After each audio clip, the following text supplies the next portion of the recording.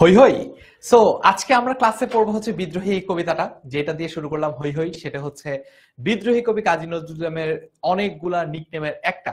So ক্লাসের শুরুতেই তোমরা আমাকে লিখে জানাও, যেহেতু আজকের এই ক্লাসটা মূলত এইচএসসি 27-এর জন্য ডিজাইন করা হলেও আমি কিন্তু এইচএসসি 26 ব্যাচের স্টুডেন্টদেরকেও দাওয়াত দিয়েছিলাম। দেখি আমার দাওয়াতে কোন পক্ষের লোকজন বেশি। আমরা একটু ক্লাস ডিসকাশনে লিখে জানাই যে আমরা কে কোন ব্যাচের। তুমি যদি এইচএসসি 26-এর হও তাহলে তুমি লিখো এইচএসসি 26, আর তুমি যদি এইচএসসি 27-এর হও তাহলে তুমি কমেন্টে লিখো এইচএসসি 27। ওকে, দেখি আজকে কোন পক্ষ জেতে, কোন পক্ষের লোকজন বেশি হয় কমেন্টে দেখছি। যারা যারা সালাম দিচ্ছ, ওয়ালাইকুম আসসালাম সবাইকে। আশা করি তোমরা সবাই অনেক অনেক ভালো আছো। আচ্ছা, আজকে কাদের সাথে আমার দ্বিতীয়বারের মতো দেখা বলো তো? আজকে কাদের সাথে আমার সেকেন্ড টাইমের মতো দেখা? আজকে আরেকটা ক্লাস যেহেতু নিয়েছি, সো বলো যে কাদের সাথে আজকে দ্বিতীয়বারের মতো দেখা। ওকে, শশী 27 থেকে, হাবিবা 26 থেকে, সাইফ মাহমুদ খান 27 থেকে, তামান্না আক্তার 27 থেকে, তামান্না খাতুন 27 থেকে। ওকে, সুরাইয়া বলছে এসএসসি 27 থেকে। এসএসসি 27 আজকে ক্লাসে তোমার কাজ কি? Fahima Akter HSC 27, HSC 27। Okay, HSC 27-এরই বেশিরভাগ বন্ধু বান্ধব দেখতে পাচ্ছি। ভাইয়া চলে আসছি আপনাকে জ্বালাইতে। আচ্ছা ঠিক আছে তামান্না খাতুন, ভালো হলো ক্লাসের শুরুতেই তোমার ইন্টেনশন বলে দেওয়ার জন্য।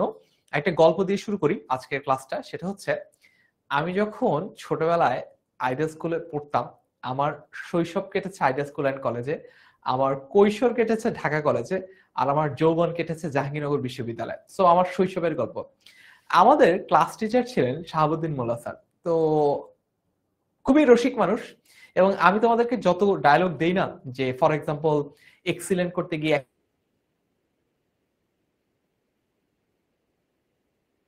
ডায়লগ আসলে স্যারের মুখ থেকেই শোনা এবং স্যারের কাছ থেকেই শেখা। সো আমি সবসময় স্যারকে অনেক রেসপেক্ট করি। এখন স্যার ক্লাস 9-এ আমাদের ক্লাস টিচার ছিল, 9 না সরি ক্লাস 10-এ আমাদের ক্লাস টিচার ছিল। তো একদিন ক্লাসে এসেই বলল, এই ফারহান তুই কই রে? আমি লাস্টের বেঞ্চ থেকে হাত তুলে বললাম, স্যার এই যে এখানে, আমি মাত্র ক্লাসটা স্টার্ট হয়েছে। তো তখন স্যার বলল, কান ধরে বেঞ্চের উপর দাঁড়া। আমি বললাম যে স্যার আমি এখনো কিছু করি নাই। স্যার এই কথা শুনে বললো যে, তুই কিছু না কিছু একটা করবি আমি জানি, তুই আগেই কান ধরে বেঞ্চের উপর দাঁড়া যাতে কিছু করতে না পারিস। তো আজকে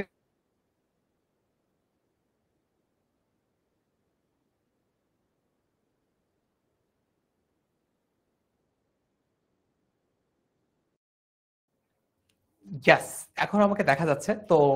আসলে তেমন কোনো কিছু মিস করো নাই তোমরা। আমি মোটামুটি আমাদের কোর্সের বিজ্ঞাপন করছিলাম যখন স্ক্রিনটা অফ হয়ে গেছিল, কারণ ভাগ্য বোধহয় চায় না যে কোর্সের বিজ্ঞাপন হোক ক্লাসের মধ্যে। জোকস অ্যাপার্ট, আমাদের যে কোর্সটা রয়েছে এইচএসসি 26-এর অথবা 27-এর দুইটা ব্যাচের জন্য আমরা একই রকম ভাবেই পড়াই। এইচএসসি 26 অনলাইন ব্যাচ বাংলা অথবা এইচএসসি 27 অনলাইন ব্যাচ বাংলা, যেখানে আমরা এইচএসসি এবং অ্যাডমিশন দুইটা সেগমেন্টে যাতে তোমার সিকিউর হয়, এইচএসসি তে যাতে তুমি সুন্দর মতো বাংলা এ প্লাস পাও, এবং এইচএসসি আর পর অ্যাডমিশন টেস্টেও যাতে তুমি চমৎকার ভাবে তোমার পছন্দের বিশ্ববিদ্যালয়ে চান্স পেয়ে যাও, সেভাবে কিন্তু পড়াচ্ছি আমরা। ওকে, সো চাইলে আমি একটু তোমাদেরকে একটু কোর্সে গিয়েও দেখাতে পারি যে কিভাবে কিভাবে আমাদের কোর্সে যেতে হয়, সেটা যদি একটু দেখাই। সো তোমরা যেটা করবা সেটা হচ্ছে গিয়ে যে তোমরা প্রথমে 10ms.com লিখবা। ঠিক আছে, কি লিখবা? 10ms.com লিখে তোমরা 10 মিনিট স্কুলের ওয়েবসাইটে চলে যাবে। এই যে এইটা হলো 10 মিনিট স্কুল। সো এখানে যাওয়ার পর দেখো এখানে সবকিছু দেখা যাচ্ছে। অলরাইট, সো তোমরা ক্লাস 6 to 12 উপরে যে বাটনটা আছে এটাতে ক্লিক করবা। এই বাটনটাতে ক্লিক করার পরে তোমরা এইচএসসি, যেহেতু স্টুডেন্ট এইচএসসি তে ক্লিক করবা। এইচএসসি তে ক্লিক করার পরে তোমরা কিন্তু সবগুলো কোর্স এখানে দেখতে পাচ্ছ। এইচএসসি 27 অনলাইন ব্যাচ বাংলা ইংরেজি ও আইসিটি কোর্স রয়েছে। ওকে, সো এরকম সবগুলো কোর্স এখানে রয়েছে। আমি যদি একটু দেখাই, এইখানে রয়েছে আমাদের এইচএসসি 27-এর বাংলা কোর্সটা। বিস্তারিত দেখাতে ক্লিক করো। এরপরে চাইলে তোমরা এখানে ফ্রি যে ক্লাসগুলো রয়েছে, ফ্রি ক্লাস দেখতে ক্লিক করে এখানে আমাদের ফ্রি ক্লাসগুলো দেখে নিতে পারো, এবং কোর্সটা চাইলে এখান থেকে পারচেজ করে ফেলতে পারো। ওকে, ঠিক আছে, এগিয়ে যেন ক্লিক করলেই কাজ হয়ে যাবে। আশা করি তোমরা বুঝে ফেলেছো যে আমাদের কোর্সে কিভাবে ভর্তি হতে হয়। আচ্ছা চলো এইবার তাহলে আমরা কবিতাটা পড়া শুরু করে দেব। এইবার আমরা কবিতাটা পড়া শুরু করে দেব এই কারণ হচ্ছে যে আমাদের এই মূল আলোচনাটা কবিতাটা নিয়ে। ওকে, ঠিক আছে। একজন বলেছে ভাইয়া পেইড ব্যাচে অনেক সুন্দর করে বুঝায়, তার মানে এই না যে আজকে ফ্রি ক্লাসে আমি খারাপ ভাবে বুঝাবো। আমি ফ্রি ক্লাসেও আমার সর্বোচ্চ চেষ্টা করব যাতে তোমরা সবকিছু ভালো মতো বুঝতে পারো। আমরা শব্দার্থটা আপাতত স্কিপ করছি, কারণ আমরা যখন কবিতাটা পড়াবো শব্দার্থগুলো আলটিমেটলি কবিতার প্রত্যেকটা শব্দের সাথে আমি এমনি বলে দিব। সো এটা নিয়ে টেনশন করার কিছু নাই, শব্দার্থগুলো তোমাদের আলটিমেটলি নিজেদেরকেও পড়তে হবে। আচ্ছা, চলো কবিতাটা দিয়ে স্টার্ট করা যাক। আমরা যারা পেইড ব্যাচে এখনো ভর্তি হই নাই তাদের জন্য একটা জিনিস দেখে, আমাদের স্লাইডে একটা ব্যাপার আছে। দেখো আমাদের স্লাইডে না সবকিছু দেওয়া থাকে। দেখো এটা হচ্ছে মূলত কবিতাটা, বলো বীর বলো উন্নত মমশির, শির নেহারি আমারই নত শির ওই শিখর হিমাদ্রির। এটা হচ্ছে তোমার বইয়ের কবিতার পার্টটা। এখন আমাদের ক্লাসের স্লাইডে, আমাদের পেইড ব্যাচের ক্লাসের স্লাইডে প্রত্যেকটা যা যেখানে আমি সরে দাঁড়িয়ে তোমাদেরকে ব্যাখ্যা দেখাই, দেখো প্রত্যেকটা জিনিসের আলাদা আলাদা করে কিন্তু এই যে ব্যাখ্যা দেখা যাচ্ছে, দেখেছো? প্রত্যেকটা জিনিসের আলাদা আলাদা করে ব্যাখ্যা দেখা যাচ্ছে, শব্দার্থ দেখা যাচ্ছে। এই জন্যই আমি ক্লাসের শুরুতে আলাদা করে আসলে শব্দার্থটা পড়াই নাই, কারণ শব্দার্থ তোমরা এখানে এমনিতেই পাবা। ওকে, চলো তাহলে কবিতাটা শুরু করে দেওয়া যাক। বলবীর বলবীর বল উন্নত মমশির, শির নেহারি আমারই নতশির ওই শিখর হিমাদ্রির। মানে কি? প্রথম যখন ছোটবেলায় আমি এই লাইনটা পড়ছি আমি বলছি বাপ রে বাপ, এত কঠিন কবিতা লিখে একটা লোক বাংলাদেশের জাতীয় কবি হলো কিভাবে? এই লেখাটা তো দেখে মনে হচ্ছে না বাংলা, দেখে তো মনে হচ্ছে সংস্কৃত। তারপরে তো আমি ভীষণ টেনশনে পড়ে গেলাম বাংলা এ প্লাস পেয়ে। কিন্তু সে যাই হোক, আলহামদুলিল্লাহ তখন আমার ভালো কিছু বাংলা টিচার সান্নিধ্যে আমি এসেছিলাম এবং বাংলা আমি পড়ে আলহামদুলিল্লাহ ভালো একটা রেজাল্ট করতে পেরেছি। তো চলো আমরা আলোচনা শুরু করে দিই। বলবীর মানে একজন বীর, বীর অনেকে শক্তিশালী, ঠিক আছে, পালোয়ান, সাহসী, বীর, তাকে বলতে বলছে বলবীর। মানে তুমি বলো, কি বলবো? বলো উন্নত মমশির। উন্নত মানে কি? উন্নত বলতে নর্মালি আমরা বুঝি ডেভেলপড, কিন্তু এইখানে বা উন্নত শব্দটা আমার হচ্ছে উঁচু। উন্নত ব্যাপারটা একটু বুঝাই, সেটা হচ্ছে যে আমরা যদি দেশের আলোচনা করি, আমরা যদি মনে করো দেশের আলোচনা করি, যে ফর এক্সাম্পল পৃথিবীর উন্নত দেশের তালিকায় আছে হচ্ছে ইউএসএ, হ্যাঁ, তারপর মনে করো জাপান, হ্যাঁ, এরা হচ্ছে দেশের উন্নত দেশের তালিকা আছে। এখন মধ্যামধ্যে আছে হচ্ছে ফর এক্সাম্পল ইন্ডিয়া বা ব্রাজিলও বলতে পারি, আর শেষের দিকে তলানির দিকে আছে মনে করো সুদান, আর মনে করো কেনিয়া, এরা আছে নিচের দিকে। ওকে, তো একদম উপরের দিকে যারা আছে তাদেরকে কি বলে? তাদেরকে বলে হচ্ছে ডেভেলপড। আর এই বেচারাদেরকে বলা হচ্ছে আন্ডার ডেভেলপড। আমরাও কিছুদিন আগে আন্ডার ডেভেলপড ছিলাম, আমরাও খুব বেশি দিন আগে এলসিডি ভুক্ত দেশের তালিকা থেকে বের হয়ে আসেনি। তো ডেভেলপডের বাংলাই হচ্ছে গিয়ে উন্নত। তার মানে উন্নত বলতে বোঝানো হয় যেটা আসলে উপরের দিকে আছে। উন্নত শব্দটা তাহলে আক্ষরিক অর্থ দাঁড়াচ্ছে কি? উন্নত শব্দের আক্ষরিক অর্থ দাঁড়াচ্ছে হচ্ছে উঁচু। উঁচু, বুঝতে পেরেছ? তাহলে বলো বীর, বলো চির উন্নত মমশির। চির উন্নত মানে কি? চির মানে হচ্ছে সব সময়, চিরকাল ধরিয়া। চিরকাল মানে কি? চির মানে হচ্ছে সব সময়। আর মম মানে হচ্ছে আমার, শির মানে হচ্ছে মাথা। ওকে, উন্নত মানে কি? উন্নত মানে হচ্ছে উঁচু। ওকে, আমি পুরোটাই অর্থ বুঝাই দিব, অসুবিধা নেই। আচ্ছা, ইসমাম বলছে China is the most develop country. আচ্ছা, চায়না নাম না দেওয়া মনে হয় মন খারাপ করেছে, চায়না দিয়ে দিলাম, খুশি? ওকে, ডান, ঠিক আছে। এইবার দেখি কি বলা হয়েছে। বলো বীর, বলো উন্নত মমশির। তার মানে উন্নত শব্দটার অর্থ হচ্ছে উঁচু, মম শব্দটার মানে হচ্ছে আমার। এটা ওই লাক্স চ্যানেলের সুপারস্টার জাকিয়া বাড়ি মম না, এই মম মানে হচ্ছে আমার। হ্যাঁ, শির মানে কি? শির, শির মানে হচ্ছে মাথা। প্রথমবার যখন আমি নেহারি দেখেছিলাম আমি তো খুশি হয়ে গেছিলাম, আমি ভাবছি খাসির পায়া মনে হয়। প্রথমবার আমি নেহারি দেখে তো খুশি হয়ে গিয়েছিলাম, আমি ভেবেছিলাম মনে হয় এটা নিশ্চয়ই খাসির পায়া, কিন্তু না, নেহারি শব্দটার অর্থ হচ্ছে দেখে বা দেখিয়া। শির নেহারি মানে কি? আমার মাথা দেখে, মানে আমি একজন বীর, আমি হচ্ছে মাথা উঁচু করে রাখি। এই যে আমি মাথা উঁচু করে রাখি, আমার উঁচু করে রাখা মাথা দেখে নতশির ওই শিখর হিমাদ্রি, নতশির মানে কি, মানে আমি এত উদ্ধত, এত দুর্বিনীত, আমি সবসময় মাথা এরকম টান টান করে সোজা করে রাখি, এইটা দেখে হিমালয় আছে না, হিমালয়, সে হচ্ছে মাথা নিচু করে। দেখাই, এটা একটু চিত্র এঁকে দেখাই, সচিত্র বর্ণনা করে দেখাই তোমাদেরকে, কারণ ক্লাসের শুরুতে একজন অভিযোগ করেছে যে পেইড ক্লাসে নাকি বেশি ভালো পড়ানো হয়। আচ্ছা ঠিক আছে, তো চ্যালেঞ্জ হিসেবে নিতেই হচ্ছে ব্যাপারটা। এইটা মনে করো গিয়ে হচ্ছে হিমালয়, ঠিক আছে, এইটা হচ্ছে গিয়ে হিমালয়। হিমালয়ের উপর মনে করো এখানে একটা বাংলাদেশের পতাকা, বাংলাদেশের পতাকা বসানো হয়েছে, হ্যাঁ, একজন পর্বতারোহী উপরে উঠে পড়েছে। এখন এখন আমি লেখককে আঁকি, লেখক হলো এটা, ঠিক আছে, লেখক হচ্ছে এটা। এই হলো কাজী নজরুল ইসলাম, এটা হচ্ছে হিমালয়। নতশির ওই শিখর হিমাদ্রি, শিখর মানে হচ্ছে একদম সবচেয়ে উঁচু যে চূড়াটা রয়েছে, এই যে এখানে যেখানে বাংলাদেশের পতাকা আছে না, এটা হচ্ছে শিখর। শিখর কি, ওই যে একটা লাইন শুনেছো তোমরা বিজ্ঞাপনে যে শেকড় থেকে শিখরে, তার মানে শিখর বলতে একদম সবচেয়ে উঁচু উঁচু অংশটাকে বোঝায়, যেটাকে ইংরেজিতে বলা হচ্ছে অ্যাপেক্স, ওই অংশটাকে বোঝানো হয়। তো বলা হচ্ছে যে আমি এত সাহসী, আমার মাথা সবসময় আমি একদম সোজা এরকম উঁচু করে রাখি, এই জন্য আমাকে দেখে ভয়ে শ্রদ্ধায় সমীহ করে হিমালয়ের যে সবচেয়ে উঁচু যে শিখরটা আছে, মনে করো মাউন্ট এভারেস্ট, সেও আমাকে দেখে ভয়ে মাথা নত করে, নতশির করে। বুঝছি, নতশির করে, বুঝতে পেরেছি। তার মানে আমার মাথা আমি এমন সোজা সোজা করছি, আমার মাথায় মনে করো জেল দিয়ে, ঠিক আছে, জেল দিয়ে মনে করো মাথা চুলটা উঁচু করেছি, এত এমন উঁচু করেছি আমি মাথা যে এই হিমালয় আমাকে দেখে ভয়ে মাথা নিচু করে রাখে।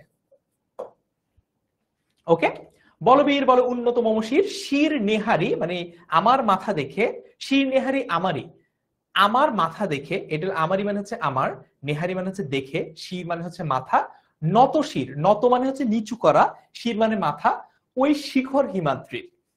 ক্লিয়ার? এবার আমি সরে তোমাদেরকে সবগুলা ব্যাখ্যা দেখাই, দেখো আমি যা যা বললাম মিলেছে কিনা। ওকে, সো এটার মেইন যে সামারিটা সেটা হলো এইটা, আমার শির দেখে বা আমার মাথা দেখে হিমালয়ের শীর্ষ চূড়া পর্যন্ত মাথা নত করে আছে। এইটা দিয়ে কবি নিজের যে আত্মবিশ্বাস সেটা প্রকাশ করেছে, নিজের যে আত্মবিশ্বাস সেটা প্রকাশ করেছে। ক্লিয়ার? ক্লিয়ার হলে ক্লিয়ার লিখে ফেলো, ক্লিয়ার হলে ক্লিয়ার লিখে ফেলো। ক্লাস কেমন লাগছে সেটা লিখে জানাতে বলেছি। এইচএসসি 27 স্টার স্টুডেন্টস 10 গ্রুপে যদি তুমি 7 ব্যাচের হয়ে থাকো, আর যদি তুমি 26 ব্যাচের হয়ে থাকো, তাহলে তোমরা লিখে জানাবা এইচএসসি 26 স্টার স্টুডেন্টস 10 এই গ্রুপটাতে। ওকে, ঠিক আছে, চলো তারপরে দেখি।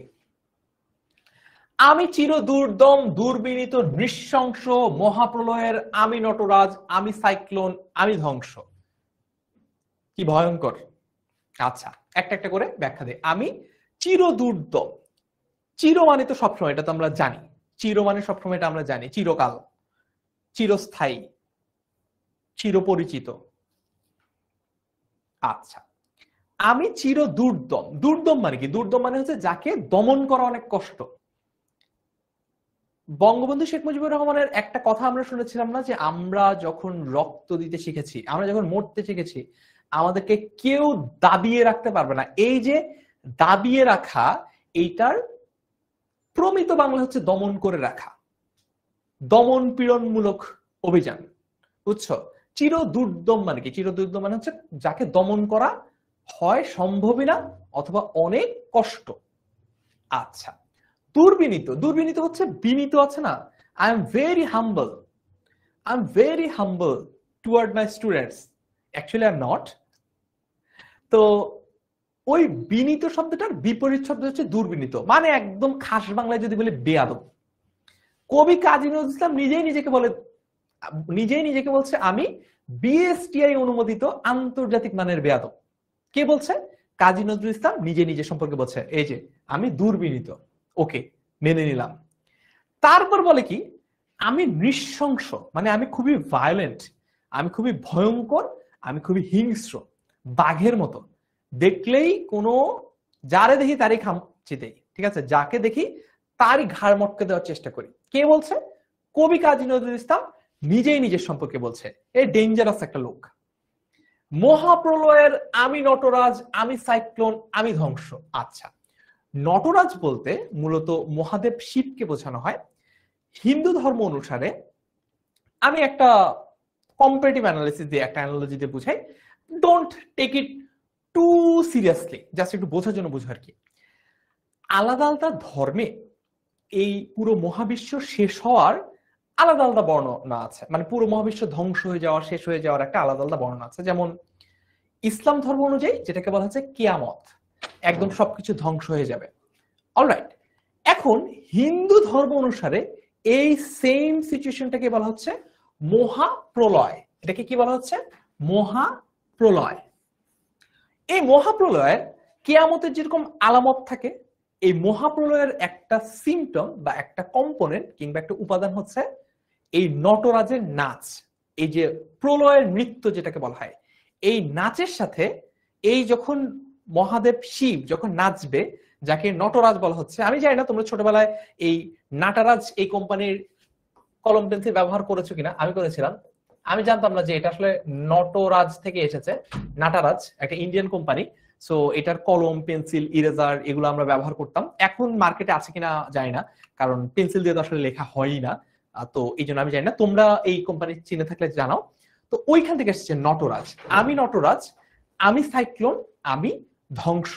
সাইক্লোন মানে কি? সাইক্লোন মানে হচ্ছে ওই যে ঘূর্ণিঝড়। আমি ধ্বংস, ধ্বংস মানে হচ্ছে আমি আই এম দ্য ডিস্ট্রয়, আমি সবকিছুকে ধ্বংস করে দেই। আমি সবকিছুকে কি করি? সবকিছুকে আমি রীতিমতো ধূলিসাৎ করে দেই। একজন বলছে ভাইয়া কেন নাচবে? খুবই ইন্টারেস্টিং প্রশ্ন। আমি অ্যাকচুয়ালি এটার উত্তর জানি না, তোমরা কেউ জানলে বলো। নাচ মানে এক একজনের এক্সপ্রেশন এক এক রকম হয়। যেমন তুমি একটা প্রশ্ন করলা, আমি এটার মনে করি উত্তর জানি না, আমি কি করলাম? আমি হাসলাম। এখন কোন টিচার তো তোমাকে আচ্ছা মতন কিলাতেও পারে, চাই এমন প্রশ্ন করলি কেন যেটার উত্তর আমি জানি না। তো তার মানে কি, একই সিচুয়েশন এক এক মানুষ এক এক রকম রেসপন্স করে বা এক এক রকম রিয়াকশন করে। সো নটরাজের রিয়াকশনটা হচ্ছে সে নাচবে।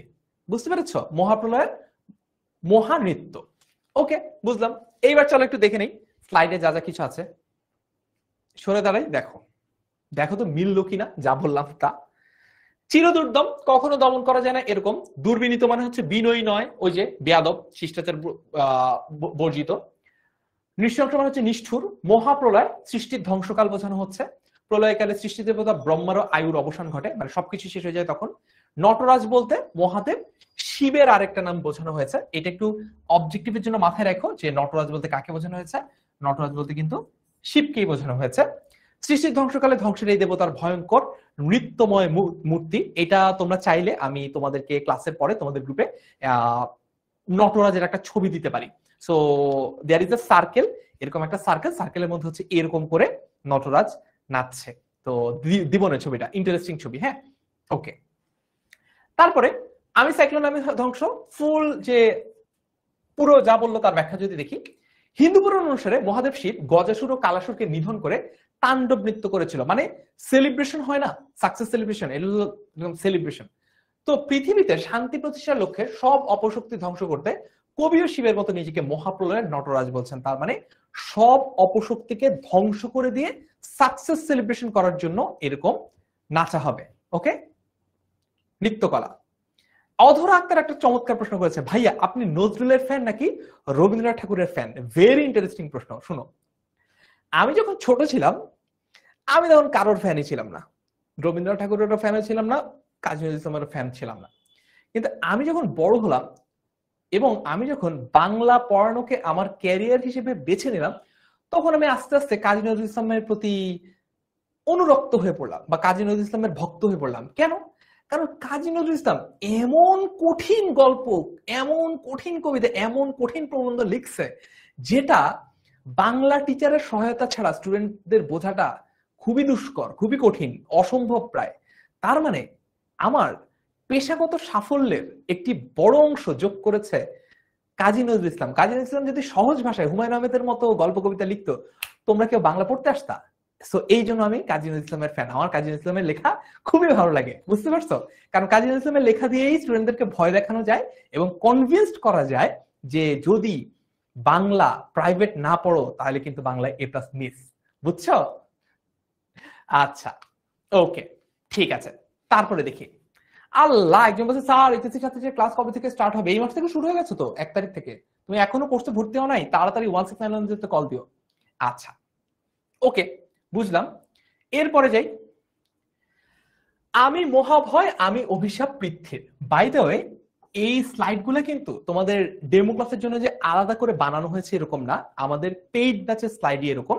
পেইড ব্যাচে আমরা আরেকটু কিছু মডিফাই করি, ঠিক আছে, আরেকটু মডিফাই করা থাকে, বাট মোরাললেস ক্লাসটা কিন্তু এরকমই। দেখো এইবার এতক্ষণ যা পড়লাম তার ব্যাখ্যাবার স্লাইডে দেওয়া আছে।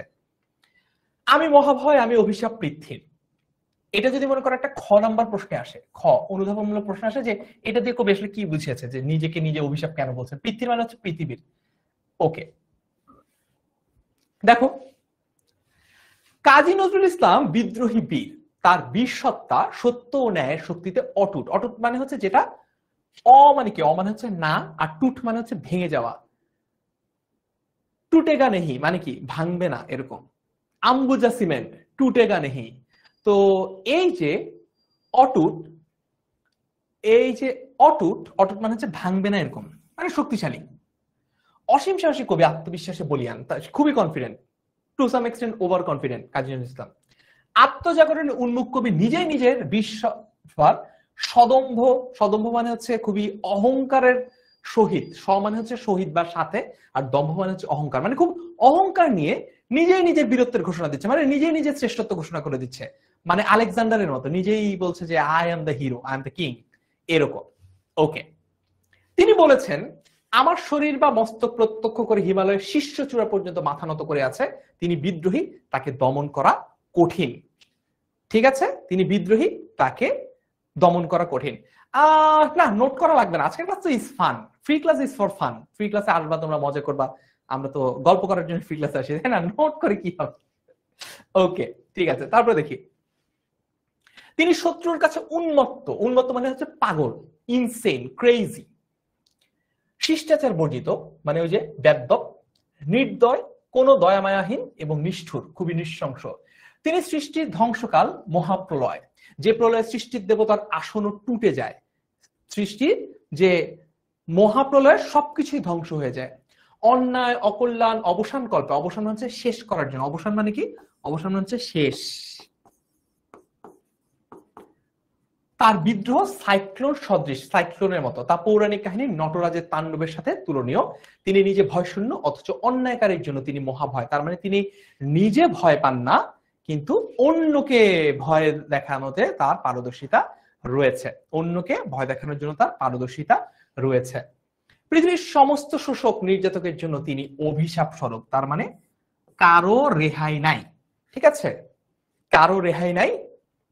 ক্লিয়ার এতটুকু? বুঝতে পেরেছি। ইশরাত জাহান আলী ইকরা বলেছে ফ্রি ক্লাসে ভাইয়া এত কষ্ট করে পড়াচ্ছে। আরে ফ্রি ক্লাস হবে তোমাদের জন্য, আমার জন্য কোনো ফ্রি ক্লাস নেই। I get paid for all the classes. বুঝছো?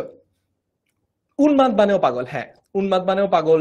ওকে, মাসুদ রানা, এই মাস্টার বুক গুলা তুমি কোর্স কিনলে কোর্সের সাথে পেয়ে যাবে। এতটুকু বুঝছি, ক্লিয়ার হলে একটু ক্লিয়ার লিখে ফেলো। আমরা এতটুকু যদি বুঝে থাকি আমরা কিন্তু ভালোই আগাইছি। হ্যাঁ, বাই দ্য ওয়ে, আমরা কিন্তু আজকে মনে হয় না বিদ্রোহী কবিতা পুরোটুকু শেষ করতে পারবো, কারণ আমাদের পেইড ব্যাচেও বিদ্রোহী কবিতা শেষ করতে 2টা ক্লাস লাগে, বিকজ বিদ্রোহী কবিতা কিন্তু বেশ বড়সড় একটা কবিতা, বড়সড় নাদুস নুদুস গাদুম গুদুম সাইজের একটা কবিতা বিদ্রোহী। সো একটা ক্লাসে এত বড় একটা কবিতা এবং এত কঠিন একটা কবিতা শেষ করা কঠিন। সো আজকে প্রবাবলি আমরা পুরো কবিতাটা শেষ করতে পারবো না, বাট তোমাদের বেসিকটা ক্লিয়ার হয়ে যাবে, মানে তোমরা মূল ভাবটা বুঝে ফেলবা। ওকে, ঠিক আছে। তারপরে দেখি, গ্যাস ক্লিয়ার হলে এরপরে যাই, আমরা আগাই। আমি দুর্বার, আমি ভেঙে করি সব চুরমার, আমি অনিয়ম উশৃঙ্খল, আমি দলে যাই যত বন্ধন, যত নিয়ম কানুন শৃঙ্খল, আমি মানি না কোনো আইন। আচ্ছা, এর মানে কি? এর মানে হচ্ছে মোবারক অনেকক্ষণ ধরে বলছে স্যার বাংলাদেশের খেলা থাকলে ক্লাস দিয়েন না, কেন তুমি কি খেলতে যাও? এই জন্যই তো বাংলাদেশ টিমের এই অবস্থা। যাই হোক, শোনো, আমি দুর্বার মানে আমাকে কেউ আটকে রাখতে পারে না। আমাকে কেউ কি করতে পারে না, আমাকে কেউ আটকে রাখতে পারে না। আমি ভেঙে করি সব চুরমার, তার মানে আমি সব ভেঙে গুঁড়া গুঁড়া করে দেই, একদম ধ্বংস করে, একদম পাউডারের মতো করে ফেলি, একদম পাউডারের মতো করে ফেলি। ওকে, আমি অনিয়ম উশৃঙ্খল। আমি অনিয়ম উশৃঙ্খল মানে কি, মানে আমি কোনো নিয়ম কানুনই মানি না। আমি যত অনিয়ম আছে সব আমি করি। আমি খুবই উশৃঙ্খল, খুবই বিশৃঙ্খল, কোনো নিয়ম শৃঙ্খলার ধার আমি ধারি না, একদম তোমাদের মতো, একদম তোমাদের মতো। আমি দলে যাই। আচ্ছা, দলে মানে হচ্ছে পদদলিত করি, মানে হচ্ছে এই যে কেউ মনে করো পা দিয়ে কোনো কিছু পাড়িয়ে চলে যাচ্ছে, সেটাকে হচ্ছে দলে যাওয়া বলে। আমি দলে যাই যত বন্ধন, তার মানে আমি কোনো পারিবারিক আত্মিক কোনো বন্ধন আমি মানি না। আমি কোনো কিছু তোয়াক্কাই করি না, পাত্তাই দিই না। কেউ আমাকে প্রপোজ করলে আমি রিজেক্ট করে দিই। কাজী নজরুল ইসলাম বলছে যে আমি দলে যাই যত বন্ধন, সবকিছু, তিনি কোনো কিছু তোয়াক্কা করেন না। যত নিয়ম কানুন শৃঙ্খল, আমি মানি না কোনো আইন, তার মানে আমি কোনো আইন কানুন আমি মানি না। মেহেদি বলছে ভাই আমি নতুন, সো মেহেদির মতো যারা নতুন এসেছো, প্রথমবারের মতো হয়তো আমার ক্লাস করতে এসেছো, তারা একটু লিখে জানাও তো ক্লাস কেমন লাগছে, ক্লাস কি এনজয় করছো, নাকি মনে হচ্ছে যে ইয়াল্লাহ কিসের মধ্যে এসে পড়লাম। ওকে, ঠিক আছে। এইবার একজন বলছে দোলে এভাবে লিখেছে কেন, অনুপ বড়ুয়া একটা ভালো কথা বলেছে, সেটা হচ্ছে এই যে ইলেক, এটাকে ইলেক চিহ্ন বলে, এটা দিয়ে কোনো কিছু একটা উজ্জ করা বোঝে। যেমন দুইটা, ঠিক আছে, দুইটা, এটা এভাবে লেখা যায়, ইলেক চিহ্ন দিয়ে দুটা এভাবে লেখা যায়। আবার মনে করো হইতে, ঠিক আছে, এটাকে চাইলে এইভাবে ইলেক চিহ্ন দিয়ে এভাবে লেখা যায়। ওকে, ভালো প্রশ্ন করছো। তো দেখে নাও, আমি দুর্বার, আমি ভেঙে করি সব চুরমার, আমি অনিয়ম উশৃঙ্খল, আমি দলে যাই যত বন্ধন, যত নিয়ম কানুন শৃঙ্খল, আমি মানি না কোনো আইন। ক্লিয়ার? বুঝছি। তারপরে দেখি, আমি ভরা তৈরি করি ভরা ডুবি, আমি টর্পেডো, আমি ভীম ভাসমান মাইন। কি ডেঞ্জারাস। আমি ভরা তৈরি করি ভরা ডুবি। আচ্ছা, আশিকুল ইসলাম বলছে আমি নতুন, আপনার ক্লাস ভালো লাগছে, thank you so much, absolutely my pleasure. আচ্ছা, ওকে, দেখি, আমি ভরা তৈরি করি ভরা ডুবি, আমি টর্পেডো, আমি ভীম ভাসমান মাইন, আমি ধৈর্যটি, আমি এলোকেশে ঝড় অকাল বৈশাখীর। ওকে, তো এটা একটু বুঝাই তাহলে। নিপু মনে বলে যে ভালোই লেগেছে, কিন্তু মাথার উপর দিয়ে যাচ্ছে, দুইটা একই সাথে কিভাবে হয়। ওকে, এটা একটু দেখি। আমি ভরা তৈরি করি ভরা ডুবি, এতটুকু অংশ যদি আগে একটু বুঝি, আমি ভরা তৈরি করি ভরা ডুবি, তার মানে হচ্ছে যে তুমি মনে করো, আমরা যদি সোনার তরী কবিতাটা পড়ি, আমরা দেখবো যে এটা মনে করো একটা নৌকা, ঠিক আছে, এটা মনে করো একটা নৌকা, এটার মধ্যে মনে করো আছে টাকার পাহাড়। হ্যাঁ, এটার মধ্যে আছে টাকার পাহাড়। এই টাকার পাহাড়ওয়ালা নৌকা মনে করো ঢাকা থেকে দিল্লির দিকে রওনা দিয়েছে। হ্যাঁ, ঢাকা থেকে দিল্লির দিকে এই নৌকাটা রওনা দিয়েছে। মধ্যে দিয়ে কাজী নজরুল ইসলাম দেখে ফেললো যে এই নৌকা নিয়ে কেড়ে ঢাকা থেকে দিল্লির দিকে যায়। তো সে করলো কি, এই ভরা তরিটা করে দিল ভরা ডুবি। ভরা ডুবি মানে হচ্ছে একদম ডুবাই দিল। এই ভরা তরিটা কি করলো কাজী নজরুল ইসলাম, একদম ডুবাই দিল। তার মানে ভরা ডুবি মানে কি, একদম সর্বনাশ হয়ে যাওয়া। এই কারণেই কাজী নজরুল ইসলাম বলেছে আমি ভরা তরি করি ভরা ডুবি। আমি ভরা তরি কি করি, আমি ভরা তরি করি ভরা ডুবি। আমি ভীম ভাসমান মাইন। আচ্ছা, আমি টর্পেডো, আমি ভীম ভাসমান মাইন। টর্পেডো কি জানো? আচ্ছা, টর্পেডো কি আবার দেখাই। আজকে খালি অঙ্কন প্রতিযোগিতা হচ্ছে। মনে করো এটা একটা জাহাজ, একই রকম দেখতে হবে। এটা মনে করো একটা জাহাজ। হ্যাঁ, তো জাহাজের এইখান দিয়ে হচ্ছে এই পেরিস্কোপ দিয়ে দেখা যায়, পেরিস্কোপ দিয়ে উপরের দিকে দেখা যায় কি আছে, নিচ থেকে মনে করো মানুষ দেখছে পেরিস্কোপ দিয়ে। আর এটা মনে করো হচ্ছে জাহাজটা। ওকে, এখন এটা আসলে যেন তেন জাহাজ না, এটা হলো একটা ডুবো জাহাজ। কি জাহাজ? ডুবো জাহাজ, যেটাকে ইংরেজিতে বলা হয় সাবমেরিন। এই ডুবো জাহাজ থেকে যখন কোনো মিসাইল মারা হয়, ডুবো জাহাজের যে মিসাইল, এটা হলো মনে করো ডুবো জাহাজের মিসাইল, ঠিক আছে, এটা মনে করো ডুবো জাহাজের মিসাইল। ওকে, পয়েন্টটি স্কেয়ারি, এটা মনে করো ডুবো জাহাজের মিসাইল। এইটা মারা হয় এইদিকে যা কিছু আছে ধ্বংস করার জন্য, এবং এটা পুরোটাই কিন্তু পানির নিচে। এই যে এটা কিন্তু পুরোটাই পানির নিচে, ডুবোজাহাজ সাবমেরিন পানির নিচে আছে। সো টর্পেডো হলো এইটা, এই মিসাইলটাকে হচ্ছে টর্পেডো বলে, এই মিসাইলটাকে বলা হচ্ছে টর্পেডো। তার মানে আকাশ দিয়ে যখন কোনো প্লেন যায়, ওই প্লেন থেকে যে ক্ষেপণাস্ত্র মারা হয় সেটাকে বলা হয় মিসাইল, আর কোনো সাবমেরিন বা ডুবোজাহাজ যখন যায় তখন সেটাতে যে মিসাইলটা থাকে, যে ক্ষেপণাস্ত্রটা থাকে, এটাকে বলা হচ্ছে টর্পেডো। বুঝেছি? সাবমেরিন, টর্পেডো সবকিছু বুঝেছি। আচ্ছা, ভেরি গুড। আমি ভীম ভাসমান মাইন। ভীম হচ্ছে, তোমরা এই যে মাস্টার বুক পড়লে পারবা, ভীম হচ্ছে পঞ্চ পাণ্ডবের দ্বিতীয় পাণ্ডব। মাস্টার বুকের কত নম্বর পৃষ্ঠে এটা আছে? মাস্টার বুকে 200 নম্বর পৃষ্ঠা আছে ভীম। ভীম হচ্ছে ভীষণ ভয়ানক পঞ্চ পাণ্ডবের দ্বিতীয় পাণ্ডব। তো সে কি নিয়ে যুদ্ধ করতো জানো? একটা গদা, গদা নিয়ে, একদম পিঠে একটা ভারী গদা থাকতো, ওইটা দিয়ে এইভাবে এইভাবে মানুষ মারতো। মানুষ না, অসুরকে মারতো, মানে খারাপ যারা, খারাপ শক্তিকে পিটতো এটা দিয়ে।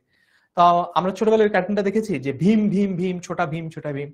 তো এটা আবার ওই যে যেই ভীম দিয়ে আমরা থালা বাসন মাজি, ওই ভীম বার এটা না, এটা হলো পঞ্চ পাণ্ডবের ভীম। বুঝতে পেরেছো? পঞ্চ পাণ্ডবের ভীম। তো তার যুদ্ধাস্ত্র ছিল হচ্ছে গদা, সে গদা দিয়ে অসুরদের পিটাতো এবং শক্তিশালী ছিল। ইয়াস ইয়াস অরূপ, হ্যাঁ রাইট রাইট, অরূপ বড়ুয়া ঠিক বলেছো। ছোটা ভীম, হ্যাঁ হ্যাঁ ছোটা ভীম, ওই যে কি যেন খেতো, লাড্ডু খেতো খালি, ওই ছোটা ভীম। তো বলছে আমি ভীম ভাসমান মাইন। ভাসমান মাইন কোনটা? ভাসমান মাইন হচ্ছে আগে সমুদ্র, দেখো ঘটনা হলো যে বাংলাদেশ আর ভারতের যে সীমানা, সীমানার মধ্যে কি করা আছে? কাঁটাতার দেওয়া আছে, কাঁটাতার দেওয়া আছে, এবং পৃথিবীর অনেক দেশের সীমানার মধ্যে এরকম বর্ডার বানানো আছে। ডোনাল্ড ট্রাম্পও বারবার খালি মেক্সিকোকে চাপ দেয় যে আমেরিকা আর মেক্সিকোর মধ্যে বর্ডার বানাতে হবে।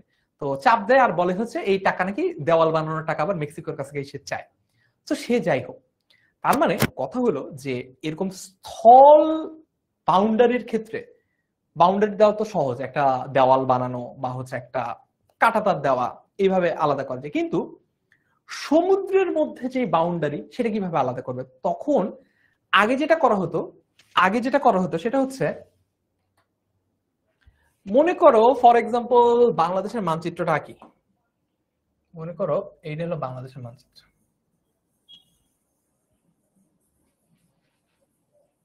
ঠিক আছে?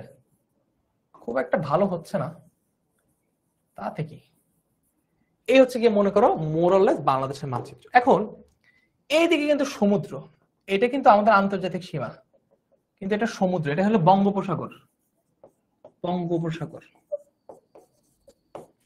আবার এইদিকেও কিন্তু আমাদের আন্তর্জাতিক সীমা, আর এইদিকে হলো গিয়ে মায়ানমার। হ্যাঁ, এদিকে ওদের ওদের সমুদ্র, এদিকে আমাদের। এখন এদিকে তো ভারত, এই পুরো জায়গাটা, এই পুরো জায়গাটা কারা? ভারত, তাই তো, ভারত।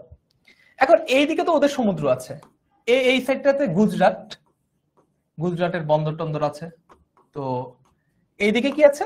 এইদিকে কিন্তু ওদের সমুদ্র, আমাদের সমুদ্র এইদিকে, ওদের সমুদ্র ওইদিকে। তো এই জায়গাগুলোতে তো কাঁটাতারের বেড়া দেওয়া আছে, কিন্তু এইখানে তো কিছু দেওয়া নেই। তো সমুদ্র পথে বর্ডার মেনটেন করার জন্য আগে মাইন পেতে রাখা হতো, যেগুলো হচ্ছে ভাসমান। তার মানে ওয়াটার যে সারফেস, পানির যে তল, পানির মধ্যে ভেসে থাকতো, ওইটা টাচ করলে, কোনো নৌযান, কোনো মানুষ ওইটা টাচ করলেই বুম, ওইটা তখন ব্লাস্ট করতো। এই জন্য আলাদা করে পাহারা না দিয়েও, আলাদা করে কোনো চেকপোস্ট কিংবা আলাদা করে কোনো কোস্ট গার্ড না রেখেও এরকম ভাসমান মাইন দিয়ে আগে সমুদ্র সীমা রক্ষিত রাখা হতো। আগে কি করা হতো? সমুদ্র সীমা রক্ষিত করা হতো। বুঝতে পেরেছি? ওকে, ক্লিয়ার? আমি ধৈর্যটি, আমি এলোকেশে ঝড় অকাল বৈশাখী, ধৈর্যটি বলতে কাকে বোঝানো হচ্ছে দেখো তো? ধৈর্যটি বলতেও কিন্তু শিবকেই বোঝানো হচ্ছে। দেখো শিব, এটাও একটু তোমাদেরকে বোঝাই দেই। তো যদি শিবের কথা বলছি না, আমি আমার কথা বলছি। মনে করো আমি যদি গোসল টোসল না করি, চুলে শ্যাম্পু ট্যাম্পু না দেই, কিছুদিন পর আমার চুল একদম জটাবদ্ধ হয়ে যাবে না? মানে চুল সবগুলো একসাথে জট পাকায় যাবে না? তো তখন কি হবে, তখন আমার চুলগুলা দেখে আমাকে মনে হবে হচ্ছে চুল্লা গজা, আঙ্গুল গজা চিনো? ওই যে আগে আমাদের এলাকায় আসতো এরকম পুরানো হাড়ি পাতিল, তারপর ইত্যাদি বাসন কোসন ইত্যাদি দিলে আমাদেরকে হচ্ছে এক এক ধরনের মিষ্টি খাদ্য দ্রব্য দিত, যেটাকে আমরা বলতাম হচ্ছে আঙ্গুল গজা। তো এরকম যদি চুল হয় তখন আমরা তাকে বলতে পারি কি চুল্লা গজা, যে সবগুলো একসাথে পেঁচায় পেঁচায় এমন হয়ে গেছে। তো শিবের ক্ষেত্রে যেটা হয়, তা আমার পার্সোনাল এক্সাম্পল দিলাম যে আমার চুলটা যদি এরকম হতো তাহলে কেমন হতো। তো শিবের ক্ষেত্রে যেটা হয়, তার যেই জট, তার যে চুলের জট, এই জটগুলা দেখে দূর থেকে মনে হতো ধোঁয়ার মতো, মানে এত বড় বড় জট যে দূর থেকে দেখলে মনে হতো কারোর মাথা থেকে মনে হয় ধোঁয়া উঠছে, কারো মাথা থেকে কি উঠছে, কারো মাথা থেকে ধোঁয়া উঠছে, এই জন্য তাকে ধূর্যটি বলা হয়। আমি এলোকেশে ঝড়, এলোকেশে ঝড় অকাল বৈশাখীর মানে কি? এলোকেশ মানে কি? এলো মানে হচ্ছে এলোমেলো, আর কেশ মানে হচ্ছে চুল। এলো মানে হচ্ছে এলোমেলো, আর কেশ মানে হচ্ছে চুল। অর্থাৎ এলোকেশ বলতে কি বোঝানো হচ্ছে? এলোকেশ বলতে বোঝানো হচ্ছে যা এলোমেলো চুল, এইরকম।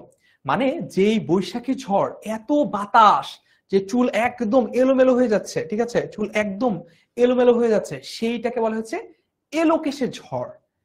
ওকে, সো পুরো লাইনটা কি? আমি ভরা তৈরি করি ভরা ডুবি, আমি টর্পেডো, আমি ভীম ভাসমান মাইন, আমি ধূর্যটি, আমি এলোকেশের ঝড় অকাল বৈশাখীর। ওকে, ঠিক আছে।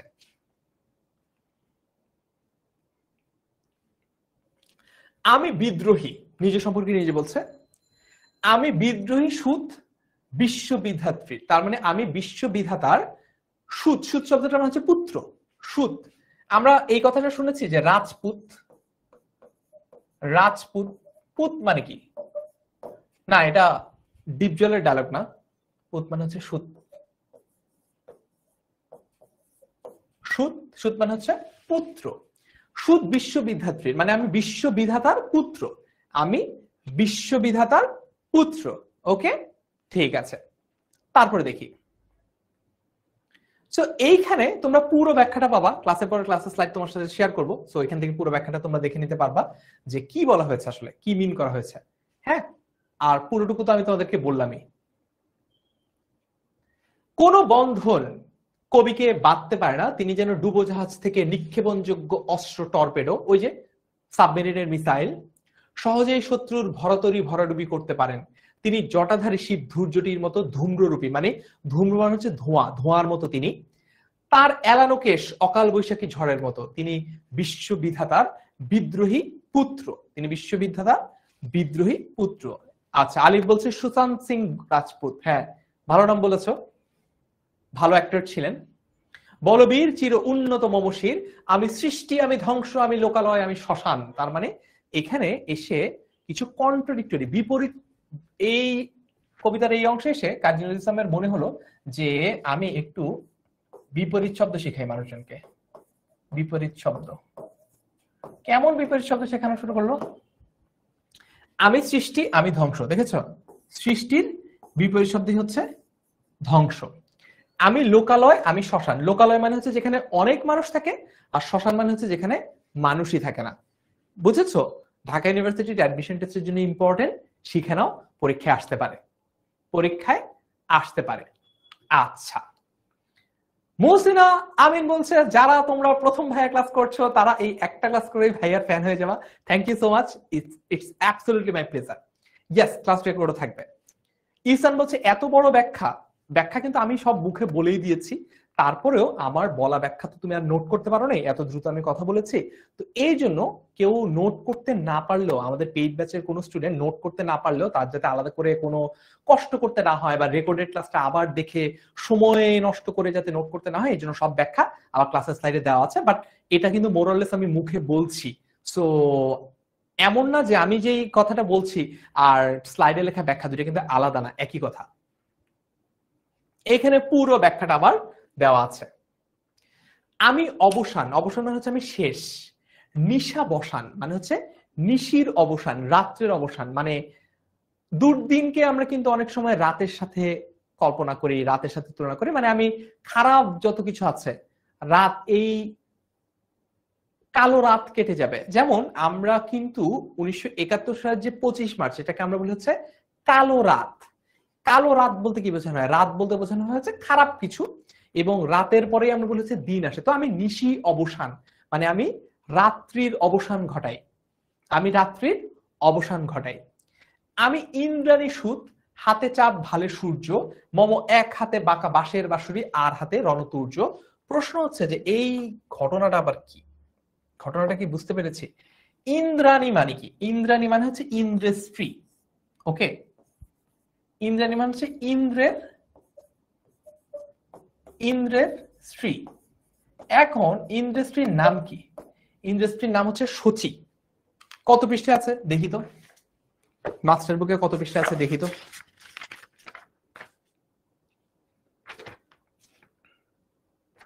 মাস্টার বুকের 201 নম্বর পৃষ্ঠা আছে। ইন্দ্রাণী সুত শব্দটার অর্থ হচ্ছে ইন্দ্রাণীর, ইন্দ্রের স্ত্রীর নাম হচ্ছে ইন্দ্রাণী বা শচী, তার পুত্রের নাম হচ্ছে জয়ন্ত, তার কথাই মূলত এখানে বোঝানো হচ্ছে। তো ইন্দ্রাণীর স্ত্রী। এখন সুত মানে কি? সুত মানে হচ্ছে পুত্র, সুত মানে হচ্ছে পুত্র। তাহলে এই ইন্দ্রের বউ তাকে বলা হচ্ছে ইন্দ্রাণী, যার নাম হচ্ছে শচী। এটাও লিখে দিই, সচিন টেন্ডুলকার না আবার, ঠিক আছে? শচী, তার পুত্র, পুত্রের নাম কি সেটাও লিখে দিই, পুত্রের নাম হচ্ছে জয়ন্ত। জয়ন্ত। হাতে চাঁদ ভালে সূর্য, হাতে চাঁদ ভালে সূর্য। ওকে, একজন খুব অস্থির হয়ে গেছে, ভাই আপনি বলেন ক্লাসটা কয়টা বাজে শেষ হবে? ক্লাস চাইলে তো আমি 9টায় শেষ করতে পারি, আর যদি তোমরা আরো পড়তে ইন্টারেস্টেড থাকো তাহলে 9:30টায় শেষ করতে পারি। আপ টু ইউ, ঠিক আছে? Up to you. ওকে, ঠিক আছে। মম, মম মানে হচ্ছে আমার, এক হাতে বাঁকা বাঁশের বাঁশুরি আর হাতে রণতুর্য। রণতুর্য মানে হচ্ছে যুদ্ধের প্রতীক বোঝানো হচ্ছে। রণতুর্য বলতে যুদ্ধের প্রতীক বোঝানো হচ্ছে। দেখো, ভালে মানে কি? ভালে মানে হচ্ছে কপাল। এই যে ভাল, ভাল আছে না, ভাল মানে হচ্ছে কপাল। এইটা মম এক হাতে, মম এক হাতে বাঁকা বাঁশের বাঁশুরি আর হাতে রণতুর্য। এটা দিয়ে কি বোঝানো হচ্ছে যদি একটু বলি। এই বাঁশের বাঁশুরি, এটা দিয়ে বোঝানো হচ্ছে প্রেম।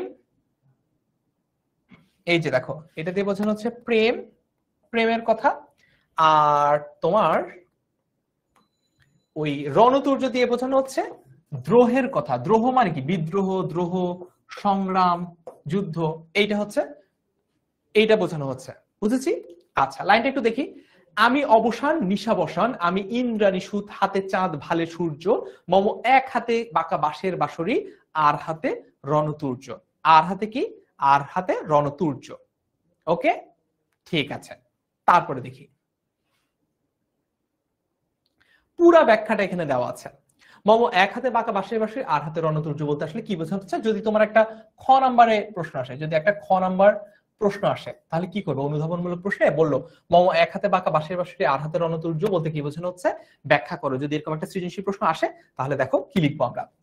কবি গর্বিত যে তিনি বীর, মর্যাদায় তিনি চির উন্নত, তার শিল্প বা মস্তক, তার শির, লিখে এটা শির, তার শির বা মস্তক জগতে মর্যাদার শীর্ষে অবস্থান করে, কারণ তিনি অসত্য অসুন্দরকে ধ্বংস করে সত্য সুন্দরকে গড়ে তুলতে জানেন। যারা সামাজিক জীবনধারায় অভ্যস্ত মানুষের অধিকার হরণ করে, তাদেরকে সুন্দর জীবন থেকে বিচ্ছিন্ন করে রাখতে চায়, তাদের বিরুদ্ধে কবির বিদ্রোহ। তার মানে ওই যে বাঁশের বাঁশুরি বলতে প্রেমের কথা বোঝানো হচ্ছে, মানে প্রেমিক প্রেমিকাকে আকর্ষণ করার জন্য হচ্ছে বাঁশি বাজায়, সেই কথা বলা হচ্ছে বাঁশের বাঁশুরি। আর রণতুর্য বলতে বোঝানো হচ্ছে এই বিদ্রোহের কথা। তিনি রাতের অন্ধকার দূরকারী সূর্যালোকের মতো, মানে রাতের অন্ধকার যেমন সূর্য যখন উঠে তখন যেমন একদম দূর হয়ে যায়, তেমনটাই তিনি মানুষের পরাধীনতা নিশাবসানকারী ইন্দ্রাণীর পুত্র জয়ন্ত সদৃশ। তার মানে তিনি জয়ন্তের মতো, ঠিক আছে? তিনি কিসের মতো? তিনি জয়ন্তের মতো। একদিকে মানুষের জন্য তার গভীর ভালোবাসা, অন্যদিকে সেই ভালোবাসা রক্ষার জন্য বিদ্রোহ। একদিকে তার গভীর ভালোবাসা মানুষের প্রতি, আবার সেই ভালোবাসা রক্ষার জন্য যখন কঠোর হওয়া দরকার, যখন কঠিন হওয়া দরকার, তখন কিন্তু তিনি সেটাও বটে।